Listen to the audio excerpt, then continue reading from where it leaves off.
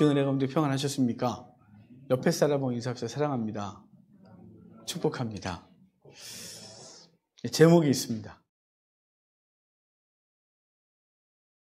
속량함을 입은 자. 아멘. 우리 지난주까지 13장까지 했어요. 13장을 잘 생각해 보면 12장부터 볼까요? 용이 등장해서 산의 아이를 낳은 여인을 괴롭히죠. 결국은 이제 산의 아이는 태어나고 하늘에 오르고 그 남은 자손, 그 여인의 남은 자손들과 싸우기 위하여 바다 모래가에 섰다. 이게 12장 마지막이었습니다. 13장에 오면 이제 바다 모래가에 서 있던 용의 졸개들이 바다에서 땅에서 올라오죠. 그래서 바다에서 올라온 짐승이 정치적인 힘, 그리고 권력을 갖고 있다 그랬습니다.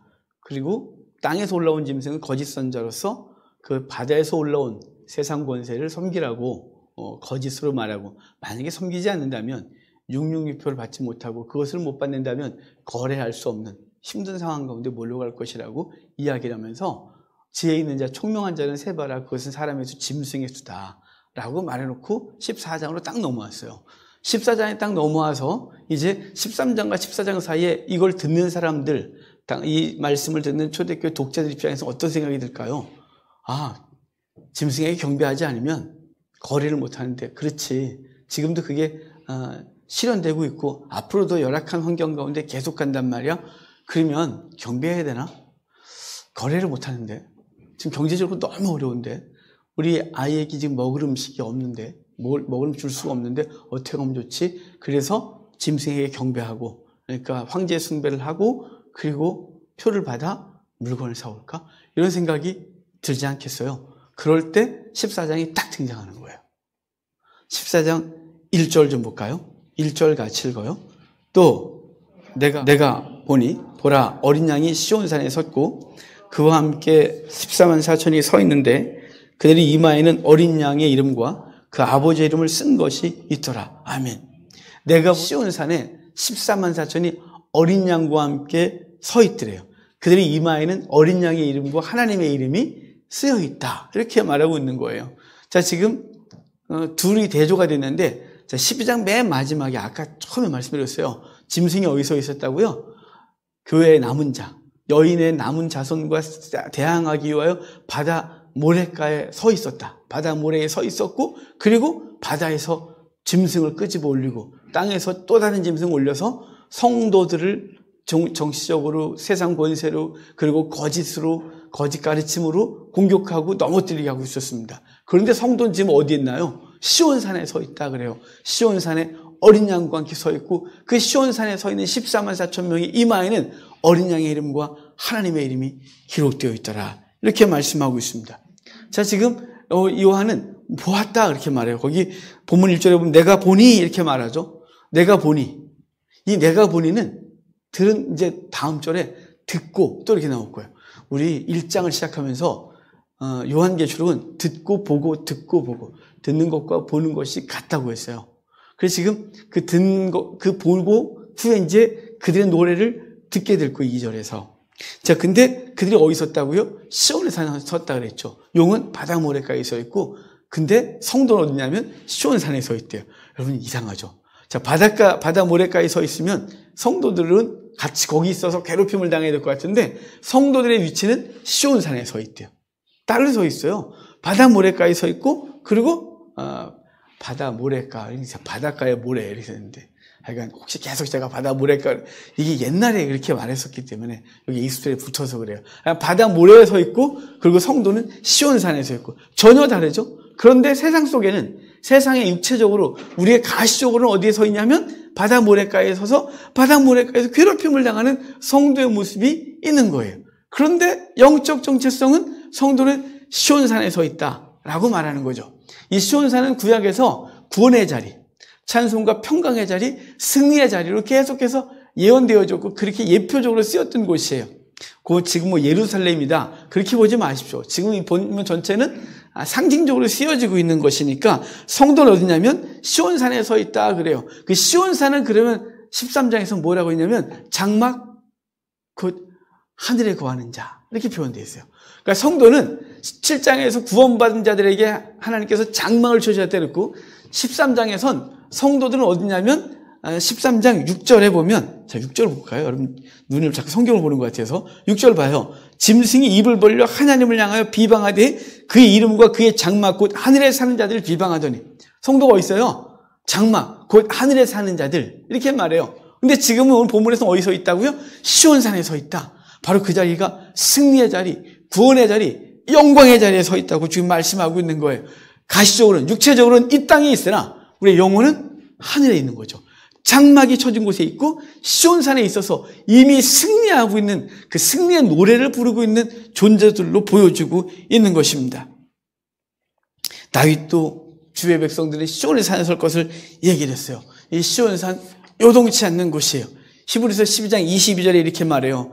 그러나 너희가 이른 곳은 시온산과 살아계신 하나님의 도성인 하늘의 예루살렘과 천만 천사와, 이렇게 말해서 우리가 지금 어디냐면 시온산에 살아계신 하나님의 도성에 서 있다. 이렇게 히브리서 기자는 말씀해주고 있는 것이에요. 여러분, 저와 여러분은 우리의 삶의 자리가 시온산이라는 걸 기억하셔야 돼요. 사도 바울은 우리의 시민권이 하늘에 있다 그랬고, 사도 바울은 에베소서 2장에서는 우리가 하늘에 안침받았다 그러고, 그러니까 초대교회는 계속해서 이 땅에 사는 성도들의 삶의 자리를 어디로 올렸어요? 하늘로 올린 거예요. 그러니까 우리는 여기 사는 존재가 아니라 하늘에 살고 있는 존재인 거죠. 비록 육체는 여기 살고 있으나 우리의 삶의 자리는 하늘이에요. 승리의 자리, 시온성, 하나님의 도성에 있는 것이죠. 죽어서 가는 것 당연한 것이고, 살아있는 지금도 우리는 그 자리에 서 있는 거예요. 그런데 그 자리에 누구가 서 있다고요? 어린 양과 함께, 이렇게 말하는 거예요. 어린 양과 함께 서 있어요. 바다 모래가에 바다 모래에 누가 있어요? 용이. 12장에 용이 교회의 남은 자들, 그 여인의 남은 자손들을 대항하기 위해서 바다 모래에 서 있다 그래요. 그리고 바다에서 악한 짐승이 올라와서 성도들을 괴롭히고 땅에서 올라온 짐승이 그를 섬기지 않으면 너네 고통받을 거야 라고 거짓 예언을 하고 있는 거죠. 실제적으로 그런 상황이 벌어지고 있는 거예요. 그런데 성도는 시온산에 어린 양과 함께 서 있대요. 용과 함께 있는 그들과 우리 주의 백성들은 어린 양과 함께 서서 그 어린 양의 놀라운 은혜 가운데 있게 되는 것을 말씀해 주고 있는 거예요. 왜 어린 양을 계속해서 말하는 걸까요? 어린 양이 언급되는 것은 구약에서 계속해서 어린 양은 제물로 쓰였죠. 속제물, 번제제물이에요. 어린 양은 이스라엘 백성이 구원받을 때 그 집에 문설주에 그 피를 발라 구원받게 했어요. 요한복음 1장에 세례 요한이 예수님의 지나가는 걸 보면서 이렇게 말하죠. 보라, 세상 죄를 지고 가는 하나님의 어린 양이다. 이렇게 말해요. 우리 이미 봤지만 요한계시록 전체에서 예수님을 계속 뭐라고요? 어린 양이라고 말한다고요. 어린 양, 어린 양. 그래서 어린 양은 신부요, 그리고 아내요, 그리고 어린 양은 구원받은 백성들을 구세주로 여기는 구세주가 되는 놀라운 은혜를 허락하고 있는 것입니다. 이제 그 어린 양과 함께 주의 백성들이 시온산에 서서 하나님을 찬송하는 거예요. 그 이마에 뭐가 있다고요? 어린 양의 이름과 하나님의 이름이 그 이마에 있다 그래요. 여러분의 이마에 어린 양의 이름이 있는 거죠. 예수 그리스도가 우리 이마에 있는 거예요. 그런데 이마에 있다고 여기서 글씨 써야 되나요? 프린트해서 하나 붙여드릴까요? 그게 아니고 우리 13장에 뭐라 그랬어요? 13장 맨 마지막에 땅에서 올라온 짐승이 바다에서 올라온 짐승을 섬기라고 하면서 그걸 받는 자가 뭘 받는다고요? 표를 받는데, 용용이 표를 받는데 어디 받아요? 이마와 오른손에 받는다 그래요. 이마가 상징하는 것이 그의 사상과 그의 생각과 그의 가치관을 얘기를 하고, 오른손은 그의 행동과 그의 삶을 얘기한다 그랬잖아요. 그런데 성도는 이마에 뭔 표가 있어요? 짐승의 표가 아니라 어린 양의 이름이 이 속에 있는 거예요. 어린 양의 이름이 우리의 삶을 주장하는 거예요. 어린 양이 우리의 생각과 삶을 주장하여 살아가는 자가 되는 것이죠. 저와 여러분은 주님을 소유한 존재잖아요. 예수님이 승천하시고 성령을 부어주시고 나서 성령이 우리 속에 오셨는데 그 성령을 하나님의 영, 그리스도의 영, 예수의 영이라 그래요. 그래서 그분이 우리 속에 오셔서 그분이 우리를 생각나게 하고 깨닫게 하시고 이끄시는 거죠.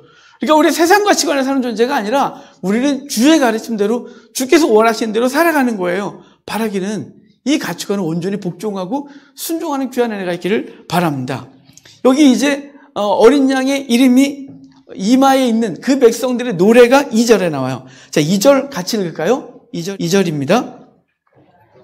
내가 하늘에서 나는 소리를 들으니 많은 물소리와도 같고 큰 우레소리와도 같은데 내가 들은 소리는 검은 고 타는 자들이 그 검은 고를 타는 것 같더라. 아멘. 하늘에서 소리가 들린대요. 자, 1절에서는 요한이 봤대요. 내가 보니 시온산에 어린 양과 함께 14만 4천이 서 있고 그들의 이마에는 어린 양의 이름과 하나님의 이름이 기록되어 있더라 그랬어요.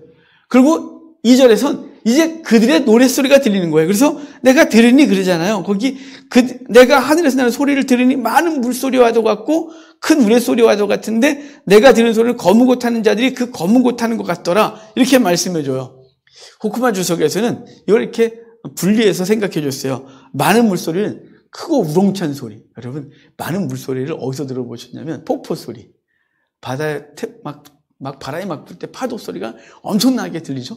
그것처럼 많은 물소리처럼 들린대요. 또한 큰 뇌성, 그러는데 위엄과 승리의 소리, 검은 고 타는 소리, 그들이 구원받은 자들이 부르는 아름다운 노래소리를 들리는 거예요. 그러니까 14만 4천이 시온산에 서서 어린 양의 그 놀라운 은혜를 찬송하고 있는 거죠. 그 찬송의 소리가 많은 물소리 같고 큰 뇌성과도 같으며 검은 고 타는 자의 그 검은 고 타는 소리처럼 아름답고 위엄 있고 놀랍게 들리더라 이렇게 말하는 거예요. 여러분 그 찬송을 뭐라 할까요? 새 노래를 부른다 이렇게 말해요. 새 노래. 이 새 노래는 신곡이 아닌 거죠. 새 노래는 주의 백성들이 구원받은 자들이 하나님의 영광을 위하여 부르는 노래. 그 영광에 감사하여 부르는 노래. 구원받은 자들이 부르는 노래예요. 이 노래는 곡조 있는 것이 아니에요. 곡조가 있을 수도 있겠지만 곡조를 말하는 것이 아니라 우리 이사야서 43장 21절을 기억하십니까? 이 백성은 내가 나를 위하여 지었나니 나의 찬송을 부르게 하려 함심이라. 이 백성은 내가 나를 위하여 지었나니 나의 찬송을 부르게 하려 함이라. 이 말은 그들로 하나님의 구원을 노래하고 그 구원에 감사하게 하려 합니다. 이렇게 말하는 거죠. 저와 여러분이 지금 오늘 새 노래를 부르고 있는 거예요. 하나님 앞에 예배를 드리는 것으로 새 노래를 부르고 있는 거죠. 시온산에 서서 노래 부르고 있는 거예요. 곡조가 지금 이 시간 우리가 곡조 날린 음으로 노래하지는 않지만 하나님 앞에 감사함으로 우리 같은 거 구원하신 놀라운 은혜를 찬송하고 있는 그 놀라운 영광이 우리 속에 있는 거죠. 그래서 요한은 시온산에 서 있는 14만 4천의 노래를 들으면서 그 감격 가운데 있는 거예요. 그러면 저와 여러분이 그 감격의 노래를 날마다 부르기를 바랍니다. 만나는 사람에게 그리스도를 노래하십시오. 주님이 나 같은 거 구원하셨습니다. 예전에 내 삶은 절망이었는데 주님 나를 건지셔서 천국 소망하고 있습니다. 예전에 나는 정말 돈이 있어도 행복이 없었는데 주님 만남으로 돈하고 비교할 수 없는 놀라운 복이 내게 있습니다. 이게 찬송이에요. 주의 백성들이 하늘에서 이 땅에서 시온산에 서서 어린 양의 노래, 예수 그리스도의 보혈로 구원받은 그 노래를 부르고 있다는 사실을 기억하고 이 노래 끊임없이 부르는 우리가 되도록 합시다. 이제 3절을 좀 볼까요? 3절 같이 읽겠습니다. 그들이 보좌 앞과 내 생물과 새 노래를 부르니 땅에서 속량함을 받은 14만 4천 밖에는 능히 이 노래를 배울 자가 없더라. 누구만? 이들만 새 노래를 배운대요. 14만 4천 밖에는 새 노래를 배울 자가 없다. 여러분 종종 7장에 14만 4천이 먼저 나왔었어요. 구원받은 자의 수를 들으니 각 지파별로 1만 2천씩 총계가 14만 4천이더라. 이렇게 말했단 말이죠. 그 뒤에 요한이 그 소리를 듣고 보니 허다한 무리가 셀 수 없는 허다한 무리가 서 있다 그래서 그 종종 해석을 17장의 앞부분은 유대인 그리고 뒷부분은 이방인이라고 해석하나 14장으로 오면 전혀 다른 해석이 되어지는 거예요. 14장은 새 노래를 배울 자가 누구만 있다고요? 14만 4천 밖에 없다고. 이방인은 새 노래를 배울 수가 없는 거죠. 14만 4천 외에는 새 노래를 배울 자가 없다 이렇게 했으니까요. 그러니까 그 14만 4천을 7장에서 들었고 본 건 바로 그 말한 사람 그 14만 4천이 얼마나 많은지를 보여준 것이고 오늘 다시 14만 4천 얘기를 하기를 14만 4천 외에는 새 노래를 배울 자가 없다 그래서 모든 주의 백성들은 구원받은 자들은 하나님 앞에 새 노래를 부르게 되어 있는 것입니다.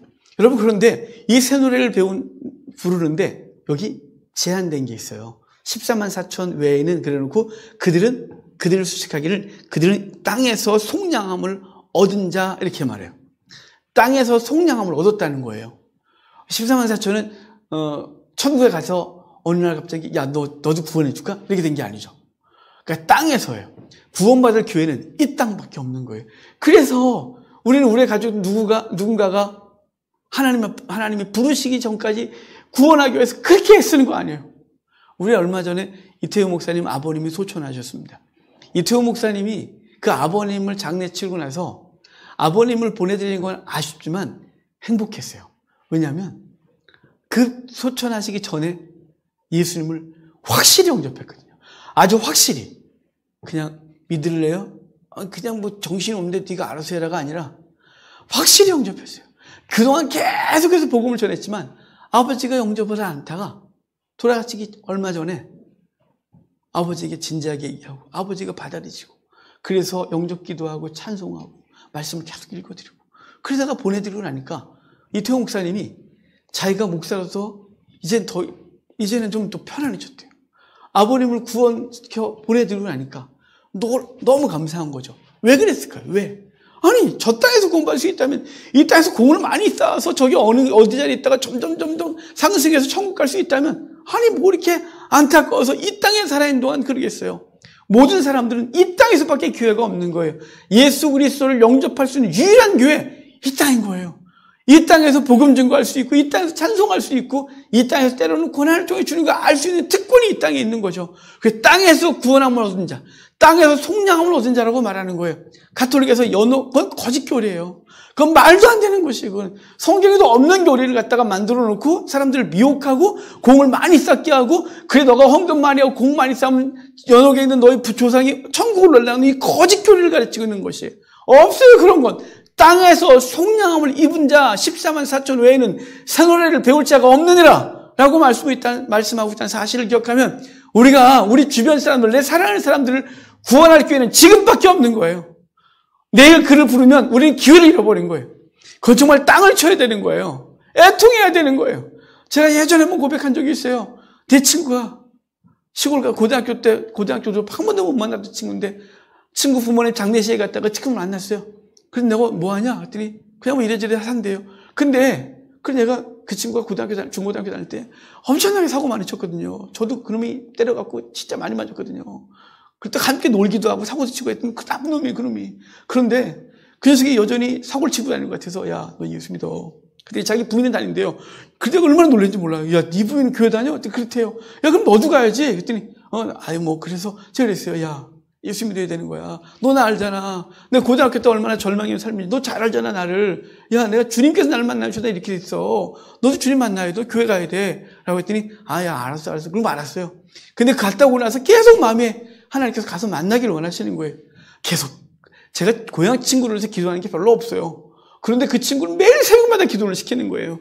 그래서 오늘은 가야지. 그러다가 말고. 다음 주엔 가야지. 그러다 말았어요.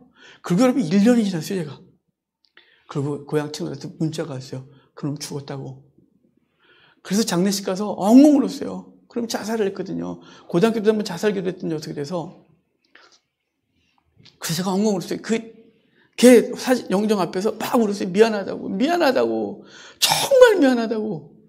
내가 뭐 진작 왔어야 했는데 미안하다고.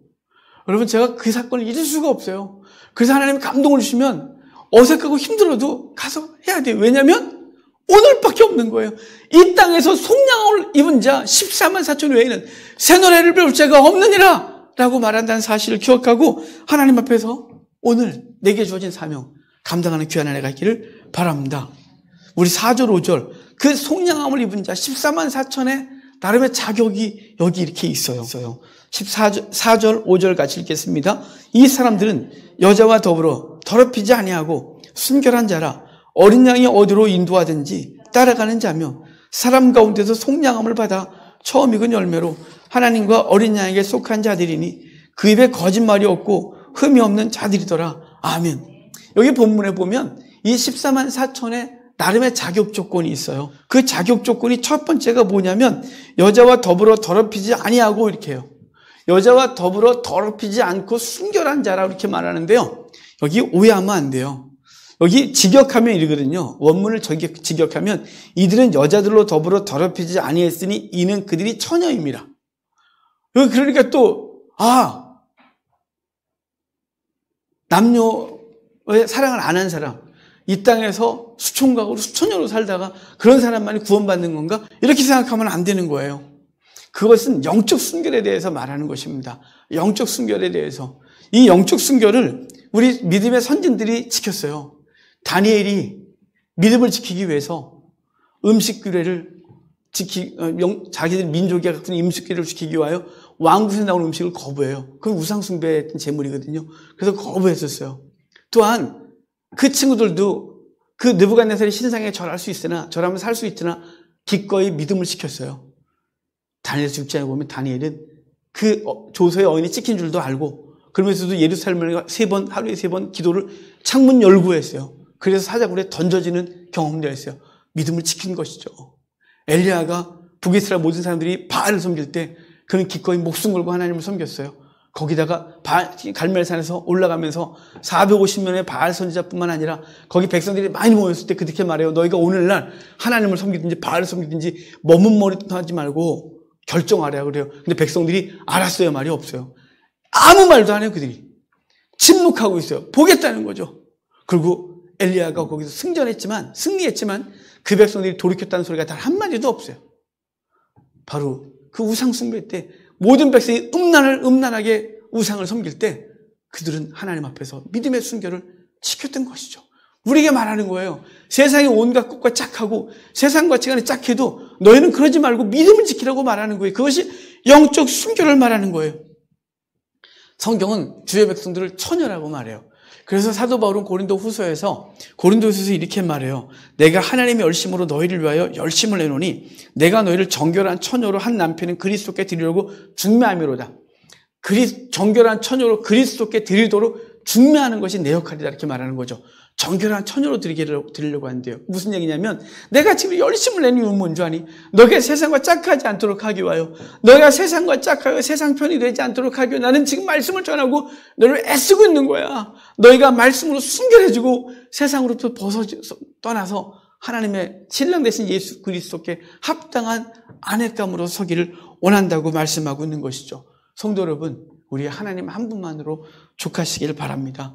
그래서 하나님 말씀을 가지고 세상을 살아갈 때 어떤 것이 내가 세상과 짝하는 것인지 아닌지를 분명히 구별하고, 우리가 교회 안에 있다고 해서 세상과 짝하지 않아 이렇게 말하면 안 돼요. 우리는 복음을 가르치지만 이 복음이 우리 속에서 왜곡되게 되어지면 우리 세상과 짝한 존재, 처녀로서 온전히 서지 못하는 존재가 될 수 있다는 사실을 기억하고 하나님 앞에 우리 영적 순결을 항상 유지하는 귀한 은혜가 있기를 바랍니다. 두 번째 특징은 뭐냐면 순종하는 자래요. 거기 이렇게 돼 있잖아요. 어린 양이 어디로 인도하든지 따라가는 자며 이렇게 말해요. 어린 양이 어디로 인도하든지 따라가는 자며. 순종 그러면 대표적인 사람이 하나 있죠. 순종을 잘해서 대표적인 게 아니라 순종을 못해서예요. 우리 이스라엘 1대 왕 사울이 전쟁에 나갈 때 전쟁 규례는 특별히 아말렉과의 전쟁 규례에서 모든 짐승까지 죽이라 그랬는데 사무엘이 전장에 나가보니까 양과 염소가 엄청나게 많은 거죠. 그래서 이거 뭐냐? 그랬더니 사울이 이렇게 말해요. 백성들이 여호와께 드리려고 좋은 곳을 구별해놔야 돼요. 지가 그래놓고. 그래서 사무엘이 그러잖아요. 순종이 제사보다 낫다고. 그래서 주님께서 우리에게 요구하시는 게 뭐냐면 많은 재물이 아니라 주님 앞에 순종하는 거예요. 교회에서 또는 사람들이 보는 어떤 것에 대해서 멋있게 행하는 것이 아니라 삶 속에서 주님께서 원하시는 그 삶을 묵묵하게 따라가는 거예요. 그것을 주님께서 원하시는 거예요. 근데 거기 뭐냐면 어린 양이 어디로 인도하든지 따라가는 자며 그러잖아요. 어디로 인도하든지가 이게 되게 중요해요. 아니, 순탄한 길로 가면 얼마나 좋아요. 꽃길로만 가시면 얼마나 좋아요. 대로로만 가시면 얼마나 좋아요. 근데 그분이 가신 길이 영문 밖에 십자가 지고 가신 길이에요. 좁은 길이었어요. 고난의 길이었어요. 그래서 신학을 하신 분들이 가시밭길, 돌짝길 뭐 이렇게 간다 그러잖아요. 신학만 그러나요?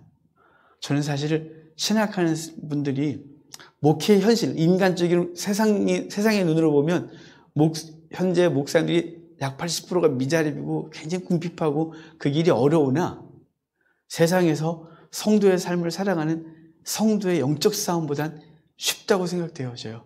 왜냐면요, 우리는 온실에 있거든요. 저 하루 종일 새벽기도 와서 새벽기도 끝나면 집에 가서 책상에 앉아서 하루 종일 있다가 자요. 또 만나는 사람이 이제 일정에서 만나면 다 목사, 선교사, 그리고 평신도 다예요. 학교 동기들 있네요. 이거 외에는 만나는 사람이 없어요. 기껏해서 만나는 게 어디냐면 슈퍼 가서 점원분 만나는 게 다예요. 저는 하루 종일 교회만 있어요. 하루 종일 성경 앞에 있어요. 믿음 지키는 게 어렵겠어요? 세상에서 아침에 눈 뜨면 돈 벌려고 애쓰고 경쟁하고 그리고 오다 달라고 애쓰고 그냥 뭐 하나 하려고 그러고 그들의 주머니에 돈을 빼내야 되는 그 삶을 살아가고 있는 게 얼마나 어려워요. 근데 정직하라 그러죠. 바르라 그러죠. 성도답게 하라 그러죠. 얼마나 힘들어요. 여러분, 우리가 가는 길이 꼭 길이 아니에요. 우리가 가는 길이 대로였으면 얼마나 좋겠어요. 주님께서 가신 길이 그 길을 안 가셨어요. 주님께서 대로 갔길 꼭길 가셨으면 제자들이 얼마나 편했겠어요.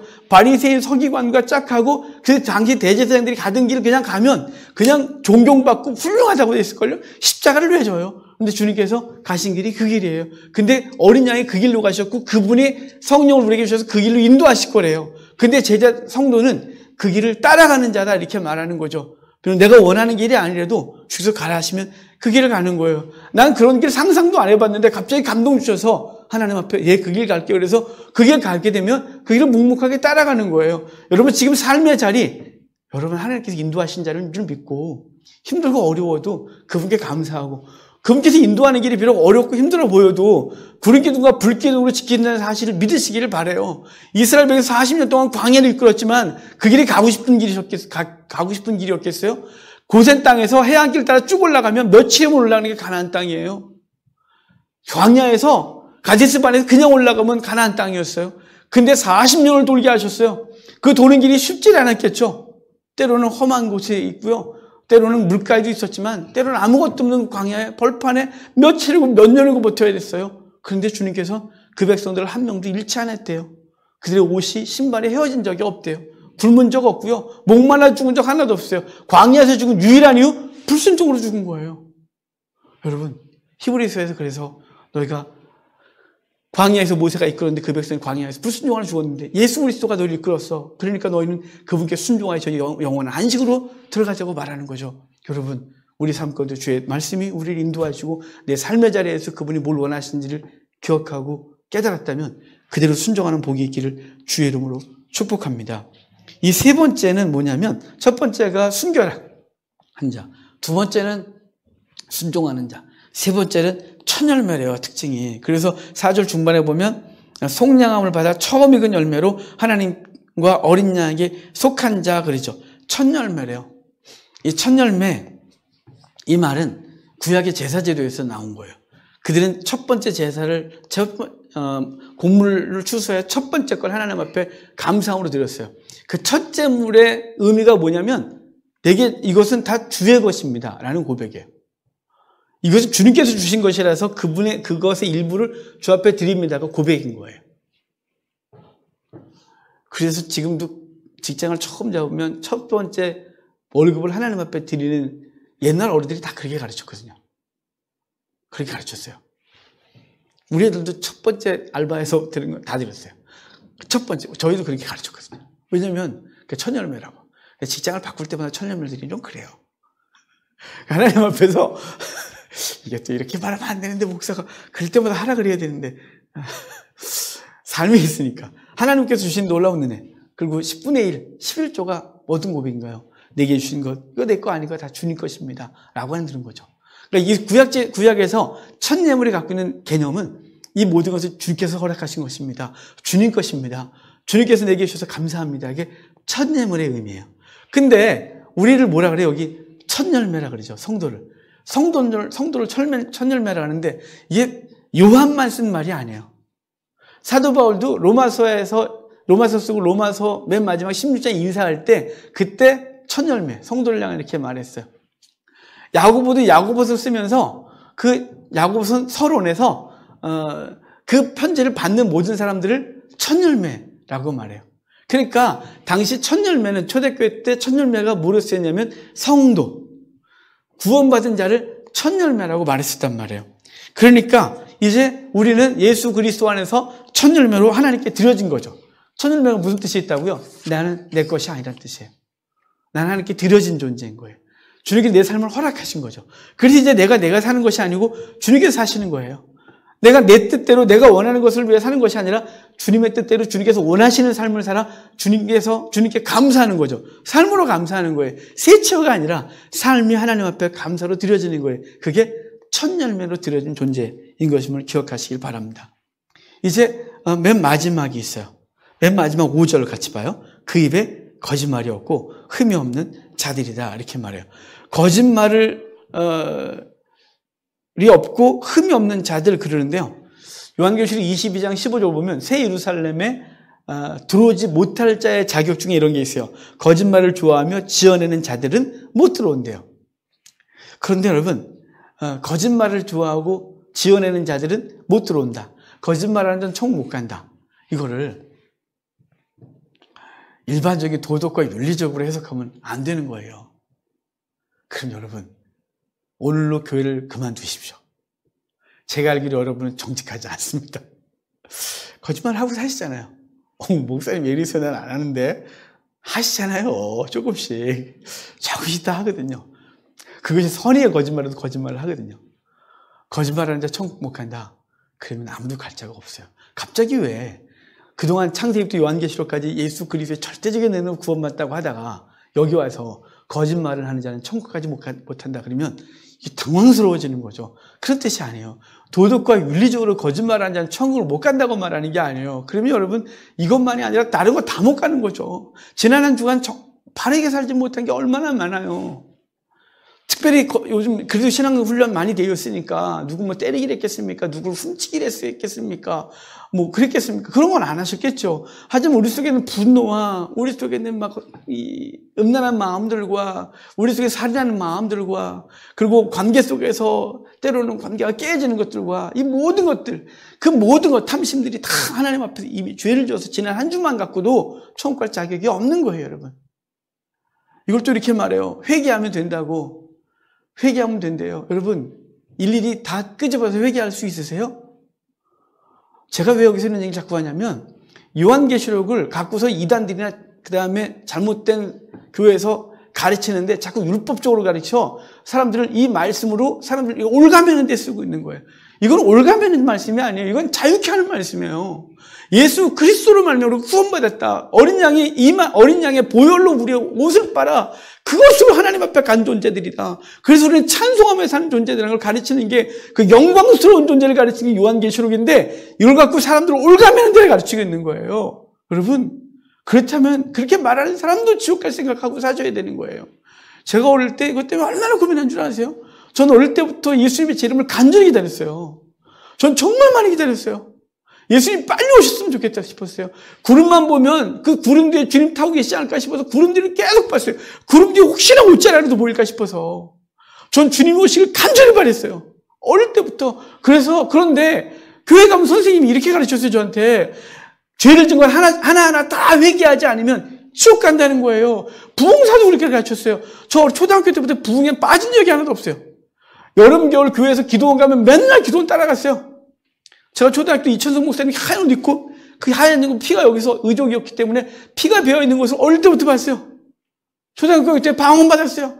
제가 산에서 나무 뿌리 뽑아라고 그래서 나무 뿌리 흔들고 조그만 거로 흔들어서 못 받아. 그러니까 제가 신앙생활 열심히 했어요, 여러분.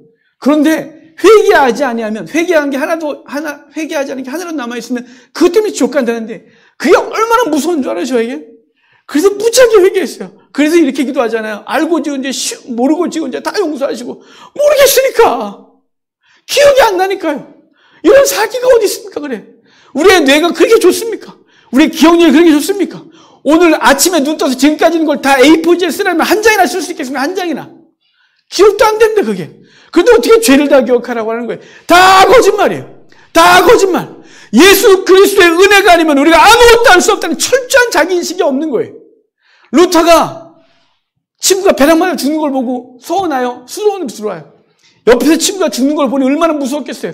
그래서 끊임없이 자기 죄 안 짓겠다고 애써요. 아침 금식했고 매번 계단을 그냥 무릎으로 기어 올라다니면서 죄 안 지려고 애썼어요. 매일매일 고백 성사를 해도 해결이 안 됐어요.